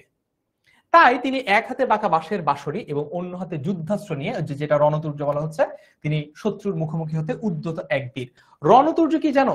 সেটা হচ্ছে এরকম একটা হাতে ধরার মতো একটা জিনিস, যেটা হচ্ছে এইভাবে মানে চোখা জিনিস, শার্প একটা জিনিস, তীক্ষ্ণ ধারালো একটা জিনিস, যেটা এইভাবে ঘুরে। বুঝতে পেরেছো? মানে মনে করো এইভাবে করে তো তলোয়ার মারে, হ্যাঁ, তো রণতুর্যটা হচ্ছে এরকম যে যখন এরকম করে মারছে তখন এইখানে একটা চাকতি আছে যেটা ঘুরছে, মানে ঘুরতে ঘুরতে যদি তোমার এইখানে লাগে তুমি হয়ে যাবা। বুঝতে পেরেছো? এইটা হচ্ছে রণতুর্য। ক্লিয়ার? ক্লিয়ার হলে একটু ক্লিয়ার বলো তো। বাংলা ক্লাস কবে থেকে শুরু হয়েছে? এই মাসের 2 তারিখ থেকে শুরু হয়েছে তাহমিনা ইহসান। সো খুব বেশি দেরি হয় নাই, তুমি চাইলে এখনো ভর্তি হয়ে যেতে পারো। আমি তো দেখালাম কিভাবে তুমি ভর্তি হওয়া আমাদের কোর্সে, অথবা তুমি চাইলে 16910 নম্বরে কল দিয়েও ভর্তি হতে পারো। আচ্ছা ঠিক আছে।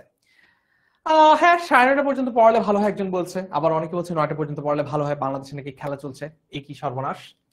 আমি বেদুইন, আমি চেঙ্গিস, আমি আপনারে ছাড়া করি না কাহারে কুর্নিশ। আমি বেদুইন। বেদুইন মানে কি? একটা যাযাবর সম্প্রদায় আছে যারা এদিক ওদিকে ঘুরে ফিরে বেড়ায়, যারা কোথাও স্থায়ী হয় না, যারা কোথাও স্থায়ী নিবাস গড়ে তোলে না, যাদের কাজ হচ্ছে বিভিন্ন জায়গায় ঘুরে ফেরা বেড়ানোর মতো। যেমন বাংলাদেশে বেদে সম্প্রদায় আছে, তারা কোথাও এক্সাক্ট ফিক্স কোনো জায়গায় স্টে করে না, তারা বিভিন্ন জায়গায় ঘুরে বেড়ায়। এই বেদুইনরাও এরকম। আমি চেঙ্গিস। চেঙ্গিস হচ্ছে মঙ্গলয়েড যারা আছে, যারা আছে মঙ্গল গ্রহের নাম, হ্যাঁ, তাদের একজন নেতা ছিলেন এবং বেশ হিংস্র ছিলেন চেঙ্গিস খান। মানে রাজ্য জয় করার নেশায় তিনি কিন্তু মানুষ কম খুন করেন নাই, প্রচুর মানুষ মেরেছেন চেঙ্গিস খান। আমি আপনারে, আপনারে বলতে হচ্ছে নিজেকে, এখানে আপনারে বলতে আপনারে বোঝায় নাই, মানে আপনি এটা বোঝায় নাই। আপনারে বলতে বুঝিয়েছে আপনাকে, মানে নিজেকে ছাড়া করি না কাহারে কুর্নিশ। তার মানে আগে হতো কি, রাজ দরবারে, মনে করো রাজ দরবারে যে কেউ যেত, রাজাকে এভাবে কুর্নিশ করতে হতো, তাই না? তার মানে কুর্নিশ করা কি বোঝায়? কুর্নিশ করা রেসপেক্ট করা বোঝায়, বা হচ্ছে আনুগত্য প্রকাশ করা বোঝায়। মনে করো যখন ইবলিশ শয়তানকে মহান আল্লাহ বলেছিলেন যে আদম আলাইসাল্লামকে মাথা নত করতে, তখন সে এটা ডিনাই করেছিল। কেন? একটা সুপেরিয়রিটি কমপ্লেক্সের জন্য। ব্যাপারটা হচ্ছে এরকম যে আমি যদি কারোর আনুগত্য স্বীকার না করি, তার সামনে আমি মাথা নত করব কেন?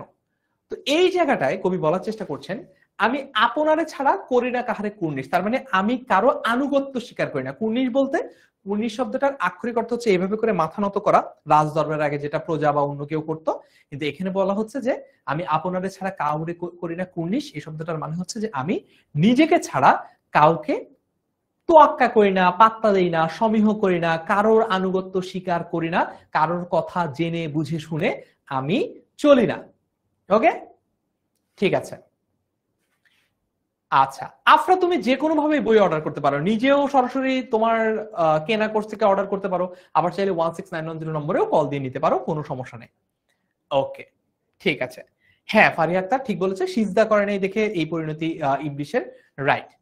কুর্নিশ আর সিজদা কিন্তু আলাদা, বাই দ্য ওয়ে। কুর্নিশ হচ্ছে এইভাবে করে, আর সিজদা তো একদম আমরা নামাজের সময় যেটা করি সেটা হচ্ছে সিজদা। ঠিক আছে, তারপরে যদি দেখি, আমি বজ্র, আমি ঈশান বিশানে ওঙ্কার।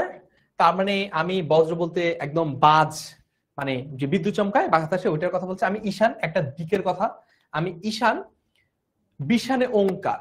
ওকে, ওঙ্কার মানে কি? বিশাল জোরে, বিশাল জোরে যে হুঙ্কার করা, সেটাই হচ্ছে ওঙ্কার। আমি বজ্র ঈশান বিশানে ওঙ্কার, তার মানে হচ্ছে আমি অন্যায়ের বিরুদ্ধে কিসের মতো কঠিন? বজ্রের মতো কঠিন। ঈশান কি? ঈশান হচ্ছে একটা কোণের নাম। কোন কোণ? উত্তর পূর্ব কোণ। আর ওঙ্কার কি?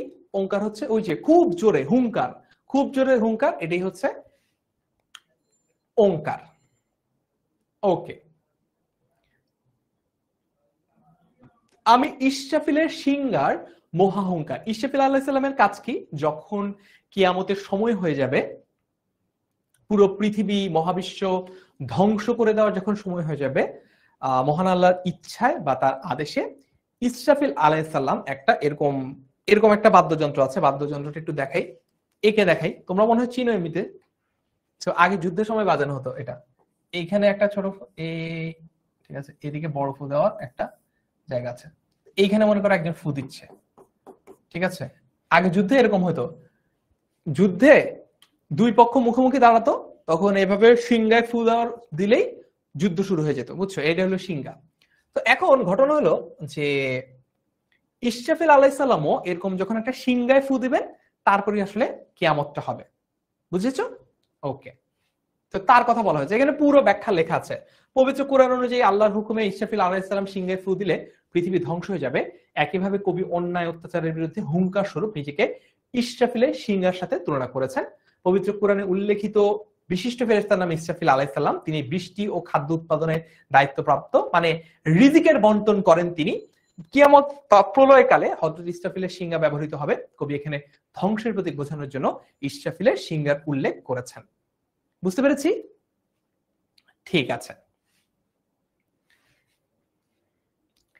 আমি পিনাক পানির ডমরু ত্রিশূল ধর্মরাজের দণ্ড। এখন পিনাক পানি, এইখানে পিনাক হচ্ছে, আবারও আমরা কয়েকটা জায়গায় মহাদেব শিবের কথা পড়েছি, শিবের যে ধনুক, এই যে ধনুক, এইটাকে হচ্ছে পিনাক বলা হয়, পিনাক। ওকে, তিনি পিনাক হচ্ছে শিবের ধনুক। পানি শব্দের অর্থ কি? পানি যদি প আকার দন্তন্য রস্বইকার লিখি তাহলে এই পানি মানে হচ্ছে জল, ওয়াটার, ঠিক আছে, যেটা আমরা পান করি। আর আমরা যদি প আকার পা মূর্ধন্য রস্বইকার লিখি, প আকার পা মূর্ধন্য রস্বইকার লিখি, এইভাবে লিখি, তাহলে এটা মানে হচ্ছে হাত। মনে করো যারা ঘটকালি করতে যায় তখন বলা হচ্ছে কন্যার পানি প্রত্যাশী, মানে কন্যার হাত প্রত্যাশী। বিয়েতে দেখো না যে মেয়ের বাবা তার মেয়ের হাত ছেলের হাতে দেয়, এটাই বলা হচ্ছে, তখন ওই যে ছেলেটাকে বলা হচ্ছে পানি প্রত্যাশী, তার মানে হচ্ছে হাত প্রত্যাশী। বুঝতে পারছো? এটা বলতে দায়িত্ব বোঝানো হয় মূলত। পিনাক পানি দ্বারা সেই হাতকে বোঝানো হচ্ছে যে হাতে ধনুক আছে, অর্থাৎ শিব। মহাদেব শিব পিনাক নামক ধনুক ধারণ করে বলে তাকে পিনাক পানি বলা হয়। মানে পিনাক শব্দটার অর্থ হচ্ছে ওই বিশেষ ধনুকটা, আর পানি মানে হচ্ছে হাত। তার মানে যার হাতে পিনাক আছে সেই হচ্ছে পিনাক পানি। কার হাতে পিনাক আছে? মহাদেব শিবের হাতে পিনাক আছে, অর্থাৎ এখানে শিবকেই রেফার করা হচ্ছে। ডমরু ত্রিশূল, ত্রিশূল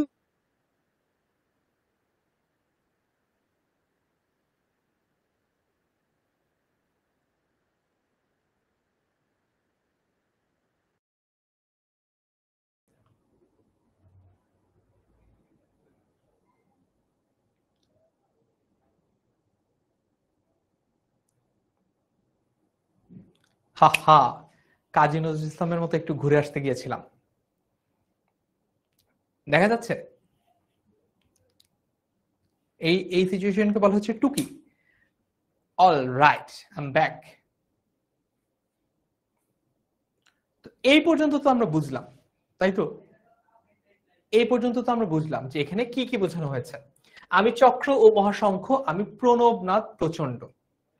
প্রণবনাদ মানে হচ্ছে যে প্রচন্ড, নাদ মানে হচ্ছে মেঘের যে আওয়াজ, প্রচন্ড মেঘের আওয়াজ, মানে ওই যে বজ্রপাতের যে আওয়াজ, সেটাকে এখানে বলা হচ্ছে। ওকে, ঠিক আছে। তারপরে যদি দেখি, আমি খ্যাপা দুর্বাসা বিশ্বামিত্র শিষ্য। আচ্ছা, দুর্বাসা এই লোকটা খ্যাপা কেন যদি একটু দেখি, দুর্বাসা কেন খ্যাপা থাকে সবসময়? এই দুর্বাসা, তার জন্ম কিন্তু একটা ক্ষত্রিয় বংশে হয়েছিল। তার মানে হিন্দু ধর্মের যে বর্ণ প্রথা সেটা অনুযায়ী ব্রাহ্মণ, ক্ষত্রিয়, বৈশ্য, শূদ্র, এরকম আলাদা 4টা ক্যাটাগরি আছে, এর বাইরেও আরো সম্প্রদায় আছে। তো এক একটা ক্যাটাগরির বা এক একটা গোত্রের বা এক একটা বর্ণের আলাদা আলাদা করে এক একটা পেশা বা সম্মান এরকম আছে, একদম জন্মগতভাবে। তো এইটা আসলে পরিবর্তনশীল না, কোনোভাবে এটা পরিবর্তন করা যায় না। কিন্তু খ্যাপা দুর্বাসা তিনি এত বেশি সাধনা করেছিলেন যে তাকে পরবর্তীতে কঠোর তপস্যার মাধ্যমে সে ক্ষত্রিয় থেকে ব্রাহ্মণত্ব অর্জন করেছিল। তো খ্যাপা দুর্বাসা কিন্তু ভীষণ খ্যাপা ছিল। খ্যাপা মানে কি? সবসময় চেতা থাকতো, ওস্তাদ সবসময় চেতা থাকতো। কেমন চেতা? সে তার স্ত্রীর সাথে কথা হচ্ছিল, তো তার স্ত্রীকে সে বলেছিল যে তোমার 100টা অপরাধ আমি ক্ষমা করে দেব, তোমার 100টা অপরাধ আমি ক্ষমা করে দেব, 100 বার ভুল করলেও আমি তোমাকে মাফ করে দিব। এন্ড গেস হোয়াট, 101তম বার 101তম বার যখন দুর্বাসা শ্রী কোন একটা ভুল করে, 101st টাইম, 100 বারের পর যে ভুলটা করে ওইটার পরে দুর্বাসা চোখের দৃষ্টিতে তাকে ভস্ম করে ফেলে, তার স্ত্রীকে একদম রীতিমতো পুড়িয়ে ফেলে। এই জন্যই তার নাম হয়েছে খেপা দুর্বাসা। খেপা দুর্বাসা, বুঝছি? ওকে, বিশ্বামিত্র শিষ্য। আচ্ছা, আমি দাবানল দাহ দাহন করিব বিশ্ব, তার মানে আমি পুরো পৃথিবীকে একদম জ্বালিয়ে পুড়িয়ে শেষ করে দেব। আমি পুরো পৃথিবীকে কি করব? জ্বালিয়ে পুড়িয়ে শেষ করে দিব। অলরাইট, এতটুকু পর্যন্ত ক্লিয়ার হলে একটু তোমরা কমেন্টে ক্লিয়ার লিখো তো। এতটুকু পর্যন্ত যদি ক্লিয়ার হয় তোমরা একটু কমেন্টে ক্লিয়ার লিখো, তারপর আমি তোমাকে কয়েকটা জিনিস একটু বলে দিয়ে আর একটু পড়াটা আগাতে পারি। সো আজকের ক্লাসটা কেমন লাগছে? অনেকেই প্রথমবারের মতো এসেছো, অনেকেই হয়তো বা আমাদের ক্লাসে কোর্সে অলরেডি ভর্তি হয়ে গেছো, আবার অনেকেই হয়তো বা কোর্সে ভর্তি হও নাই, আমার ক্লাস আগেও করেছো, তারা এখনো জাজ করছো যে আসলে কোর্সে ভর্তি হবা কিনা। সবার জন্য এই ক্লাসটা উন্মুক্ত ছিল। তো তুমি যদি এইচএসসি 26 ব্যাচের হও তাহলে তুমি এইচএসসি 26 স্টার স্টুডেন্টস টেনেমেন্স গ্রুপে লিখবা। আর যদি তুমি এইচএসসি 27 এর হও তাহলে তুমি এইচএসসি 27 স্টার স্টুডেন্টস 10ms এই গ্রুপটাতে তুমি আজকের ক্লাসটা তোমার কাছে কেমন লাগলো এইটা তুমি বুঝিয়ে দিবা। ফারিহা আক্তার বলছে খেপা বুঝান ভাইয়া। খেপা মানে হচ্ছে পাগলাটে আর কি, পাগলাটে মানে অল টাইম চেতা, অল টাইম মাথা গরম, এটা হলো খেপা। বুঝতে পেরেছো? ওকে, এইবার আরেকজন জানতে চেয়েছিল যে ভাইয়া কোর্স কিভাবে কিনতে হয় আরেকবার দেখান, তাকে একটু দেখাই। আরেকজন জানতে চেয়েছিল যে ভাইয়া কোর্স কিভাবে কিনতে হয়, তাকে একটু দেখাই। সেটা হচ্ছে তুমি 10 মিনিট স্কুলের ওয়েবসাইটে যাবা। প্রথমে কি করবে? প্রথমে 10 মিনিট স্কুলের ওয়েবসাইটে যাবা। ওকে, সো 10 মিনিট স্কুলের ওয়েবসাইটে যাওয়ার জন্য তুমি গুগলে গিয়ে লিখবা 10, তারপর লিখবা ms.com। 10ms.com মানে হচ্ছে 10minuteschool.com। চলে গেলাম। এরপরে কি করতে হবে? আয় হ্যাঁ, অরূপ বড় বলছে মহিষের মতো। ও খেপা মহিষের মতো কেন? মহিষ তো নিরীহ হতে পারে। খেপা সবসময় কোন প্রাণীটা খেপা থাকে বলতো? সবসময় কোন প্রাণীটা খেপা থাকে? আজকের কিউএনএ ক্লাস নূরে জান্নাত সাদিয়া জানতে চাচ্ছে আজকে কিউএনএ ক্লাস কয়টা? আজকে 10:30 বাজে বিকন ভাইয়া তোমাদের পেইড গ্রুপে ক্লাস নেবে। সো এই যে 10 মিনিট স্কুল ওয়েবসাইট চলে এসেছে। এরপরে তোমরা যেটা করো, তুমি যেই ব্যাচের স্টুডেন্ট, তুমি যদি 26 স্টুডেন্ট হও, এই সার্চ বারে যাও, সার্চ বারে গিয়ে তুমি লিখবা হচ্ছে 26। কত লিখবা? 26। তো আমি এবার একটু 26 দেখাই। সো 26 লিখবা। 26 লেখার পরে তুমি দেখবা সবগুলো কোর্স কিন্তু এখানে দেখাচ্ছে। এখন 26 ব্যাচের জন্য অলরেডি প্রথম বাংলা কোর্সটা শেষ হয়ে গেছে। এখন বাংলা 2.0 দ্বিতীয় বাংলা কোর্সটা চলছে, এটাতে ক্লিক করবা। চাইলে তুমি তোমার যে ফ্রি ক্লাসগুলো সেই ফ্রি ক্লাসগুলো দেখে নিতে পারো। তারপরে কোর্সটা কেনার জন্য তুমি এই কোর্সটি কিনুন বাটনে ক্লিক করবা, তারপরে সুন্দর মতো এগিয়ে যান বাটনে ক্লিক করবা। ঠিক আছে? আর যদি তুমি বই কিনতে চাও সাথে, তাহলে লিখবা এই যে বাই অ্যাড অন, এখানে ক্লিক করবা। ক্লিক করলে এই যে বইটা আছে বইটা পেয়ে যাবা। প্লাস অ্যাড করলাম, প্রাইসে অ্যাড হয়ে গেল। ওকে, তারপরে প্রোমো কোড যদি থাকে আমার কাছে আছে, দিব তোমাদেরকে ইনবক্সে। প্রোমো কোড শুরু করুন, ক্লিক করবা, ফোন নাম্বার দিবা, হয়ে যাবে কোর্সে এনরোল। একদম ইজি, ইজি পিজি, কোনো সমস্যা নেই। বুঝেছো? অলরাইট, বুঝতে পেরেছি এই পর্যন্ত?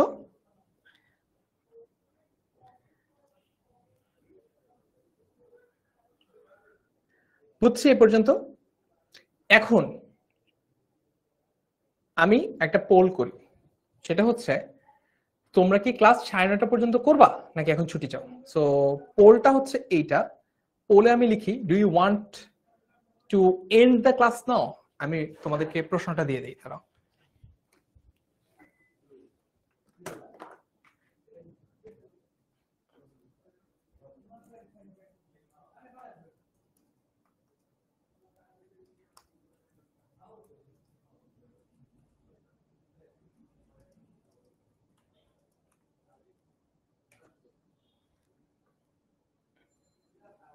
ইয়েস, এইবার তোমরা বলে ফেলো। তোমাদেরকে পোল দিয়ে দিয়েছি।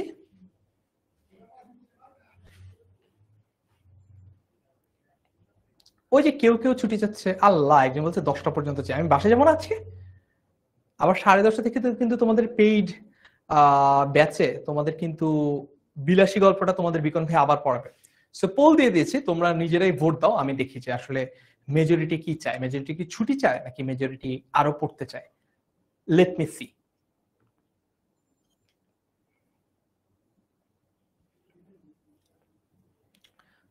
পোল পেয়েছো? Do you want to end the class now? আচ্ছা, মোটামুটি সমান সমানই দেখতে পাচ্ছি।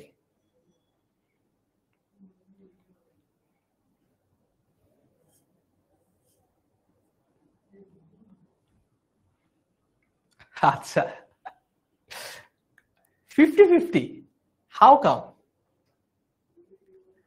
ক্লাস শেষ করতে চেয়েছে 51.39% শিক্ষার্থী, ক্লাস 9:30 পর্যন্ত করতে চেয়েছে 48.61% শিক্ষার্থী, প্রায় 50-50। তাই চলো আমরা বাকিটুকু অংশ ক্লাস করে ফেলি। তারপরেও কিন্তু বিদ্রোহী কবিতাটা আজকে শেষ হবে না, আমরা বিদ্রোহী কবিতাটা শেষ করব মূলত আমাদের পেইড ব্যাচের কোর্সেই, কারণ পেইড ব্যাচে এই বিদ্রোহী কবিতার উপর 2টা ক্লাস পাওয়া যায়। তো 2টা ক্লাসে এই পুরো কবিতাটা কমফোর্টেবলি শেষ করে ফেলা যায়। সো আমরা 2টা ক্লাসে এটা শেষ করব। আচ্ছা, দেখি একটু তাহলে, সময় যেহেতু আছে আরো 20 মিনিট, চলো আর একটু দেখি। এই ব্যাখ্যাগুলা ক্লাসের স্লাইড থেকে তোমার সব পড়তে হবে। আমি উন্মনমন উদাসীর, আমি বিধবার বুকে ক্রন্দন শ্বাস, হাহুতাস আমি হুতাশীর। এই দিয়ে কি বোঝানো হচ্ছে দেখো তো, তুমি নিজে রিডিং করে বুঝো তো কি বোঝানো হচ্ছে, কি বোঝানো হচ্ছে দেখো তো।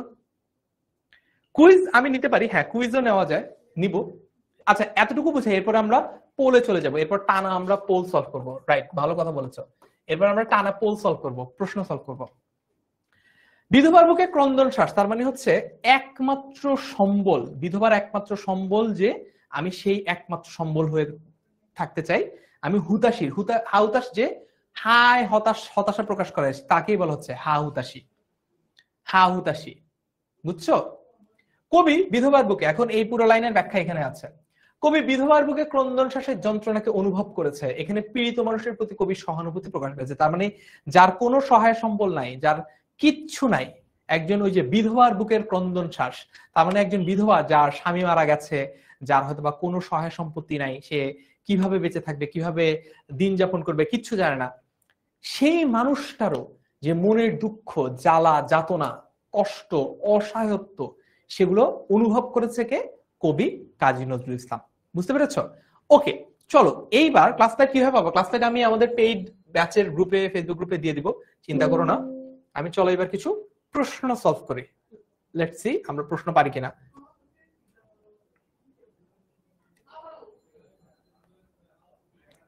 প্রশ্ন সলভ করি।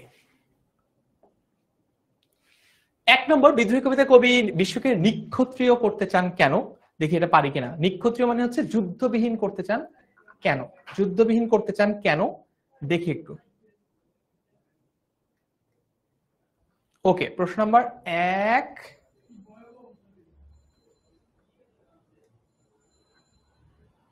Yes.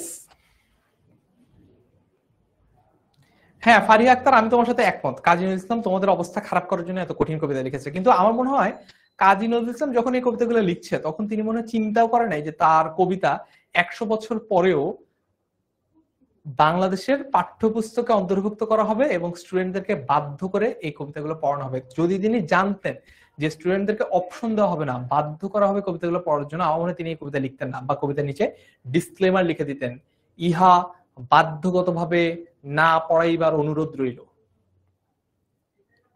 Correct answer, correct answer.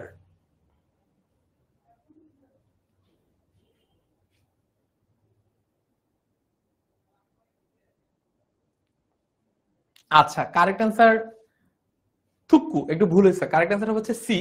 আমি ভুলে অপশন ডি দাগাই ফেলছি পোলে। কারেক্ট অ্যান্সার সি হবে, সি যারা উত্তর দিয়েছে তাদের উত্তর সঠিক হয়েছে। পরেরটা দেখি। তিথি অত্যন্ত রাগী প্রকৃতির মেয়ে, প্রধান্বিত হলে হিতাহিত জ্ঞান থাকে না, তিথির সাথে বিদ্রোহী কবিতার কার মিল আছে? এইটা তোমাদের পারার কথা, এটা জাস্ট লাস্টের দিকে পড়িয়েছি, এইটা পারা উচিত, এইটা পারা উচিত। দেখি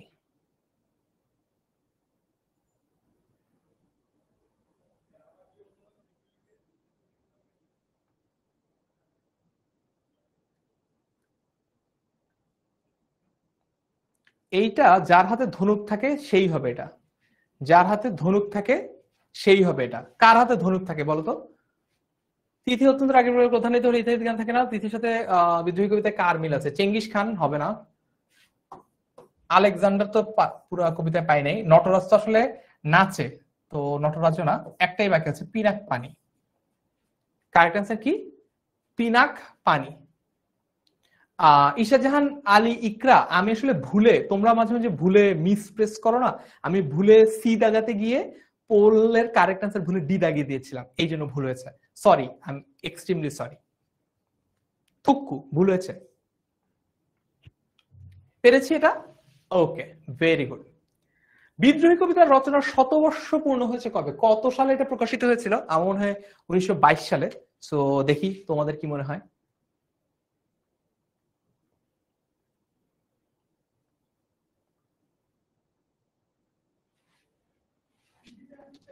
ইয়েস, বিদ্রোহী কবিতাটি শতবর্ষ পূর্ণ হয়েছে কবে? তার মানে কবিতাটা লেখার 100 বছর পূর্ণ হয়েছে কবে? তার মানে মূলত আসলে প্রশ্ন করা হচ্ছে যে কবিতাটা লেখা হয়েছে কবে বা প্রকাশিত হয়েছে কবে, সেটা হচ্ছে 1922 সালে। 1922 সালে, তাহলে অপশনে দেখি তো 2020-22, বুঝেছো? এইরকম প্রশ্ন কিন্তু আসে, বুঝতে পেরেছো? কারেক্ট অ্যান্সার কি হবে? মোটামুটি 40% স্টুডেন্ট সঠিক উত্তর দিয়েছে, ওকে, ভেরি গুড।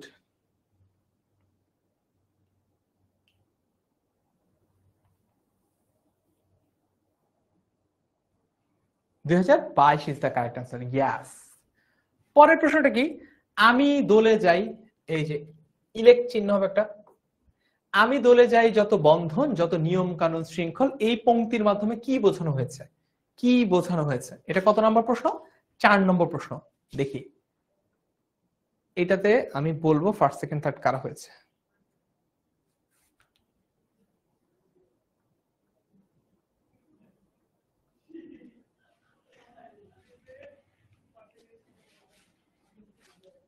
আরে আমাদের রেগুলার স্টুডেন্ট মন্দিরা রানী দাসকে দেখতে পাচ্ছি, তুমি আগে কইছিলা, তোমাকে আগে দেখি নাই কেন?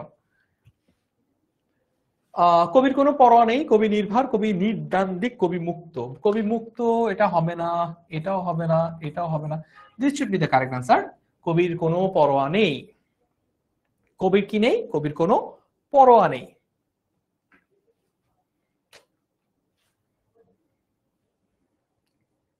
আচ্ছা, কারেক্ট আনসার মোটামুটি 80% স্টুডেন্ট কিন্তু কারেক্ট আনসার দিয়েছে, very good, A is the correct answer.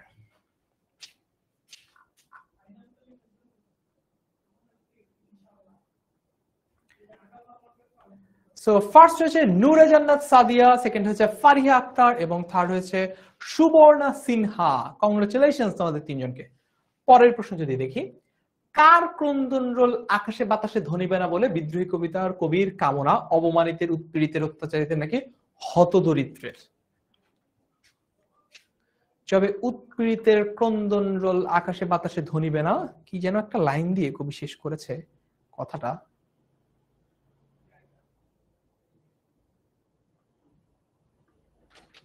ওকে। কার ক্রন্দন রোল আকাশে বাতাসে ধ্বনিবে না বলে বিদ্রোহী কবিতার কবির কামনা অবমানিতের উৎপীড়িতের অত্যাচারিতের নাকি হতদরিদ্রের? নাকি হতদরিদ্রের। জারিন তাসিম বলছে আমি পেইড ব্যাচের। পেইড ব্যাচে কিন্তু এই ক্লাস, মানে এই বিদ্রোহী টপিকটা 2টা ক্লাসে পড়াবো, সো আরো সময় নিয়ে পড়াবো ইনশাল্লাহ। আজকের ক্লাসে যদি কারোর কোথাও কোনো কিছু বুঝতে ঘাটতি থেকে যায়, সেই ঘাটতিকে পেইড ব্যাচের ক্লাসের মাধ্যমে বাড়তিতে রূপান্তরিত করব ইনশাল্লাহ। ইয়াস, যবে উৎপীড়িতের ক্রন্দন রোল আকাশে বাতাসে ধ্বনিবে না, সো কারেক্ট আনসার হচ্ছে বি। ইয়াস, কারেক্ট আনসার হচ্ছে বি, উৎপীড়িতের ক্রন্দন রোল। নূরে জান্নাত সাদিয়া আগেই ঘোষণা, স্বাধীনতার ঘোষণা দিয়ে দিয়েছে, ও বলেছে অনেকে ফার্স্ট হয়েছে, দেখিনি, আমি চেক করে নিই কততম হয়েছে। ফার্স্ট হয়েছে শাজদিন সাবা, সেকেন্ড হচ্ছে ফারিহা আক্তার এবং থার্ড হচ্ছে মন্দিরা রানী দাস। ওকে, ভেরি গুড। রূপন্তী বলছে আয় হায় ফার্স্ট থেকে ক্লাস করতে পারি না, কোনো সমস্যা নেই, পরে রেকর্ড দেখে নিও। এইটা বলো, মমো এক হাতে বাঁকা বাঁশের বাঁশুরি আর হাতে রণতুর্য, এই লাইনটা দিয়ে কি বোঝানো হয়েছে? 6 নম্বর প্রশ্ন। লেটস সি এইটা আমরা পারি কিনা। এটা কিন্তু পড়ার সময় আকারে ইঙ্গিতে হিন্ট কিন্তু দিয়েই দিয়েছিলাম তোমাদের। মমো এক হাতে বাঁকা বাঁশের বাঁশুরি আর হাতে রণতুর্য। ইয়েস, এই উত্তর দাও। তাসলিম ফাইজা বলছে ভাই আমি পেইড ব্যাচের, তো তোমরাও যারা পেইড ব্যাচের স্টুডেন্ট তারাও কমেন্টে লিখে জানাও যে পেইড ব্যাচে বেশি ভালো ক্লাস নেই নাকি ফ্রি ব্যাচে বেশি ভালো ক্লাস নেই। প্রশ্ন হচ্ছে মমো এক হাতে বাঁকা বাঁশের বাঁশুরি আর হাতে রণতুর্য, এই চরণটাতে কি বোঝানো হয়েছে? ভালোবাসা ও ঘৃণা, ভালো ও মন্দ, নতুন ও পুরাতন, নাকি প্রেম ও দ্রোহ, নাকি প্রেম ও দ্রোহ। ইহসান বলছে আমি তো ভর্তি হই নাই, ক্লাসে কি রেকর্ড থাকবে কিনা? ক্লাস রেকর্ড থাকবে, কিন্তু ক্লাসের স্লাইডটা পাওয়ার জন্য একটু টেন স্কুলের যে প্রাইভেট ব্যাচে মানে যে পেইড ফেসবুক গ্রুপ সেখানে আসতে হবে। সো কারেক্ট অ্যান্সার প্রেম ও দ্রোহ। প্রেম ও দ্রোহ মানে ভালোবাসা ও যুদ্ধ দুইটাই বোঝানো হয়েছে, প্রেম ও দ্রোহ। ওকে, ঠিক আছে, প্রেম ও দ্রোহ। ইয়াস,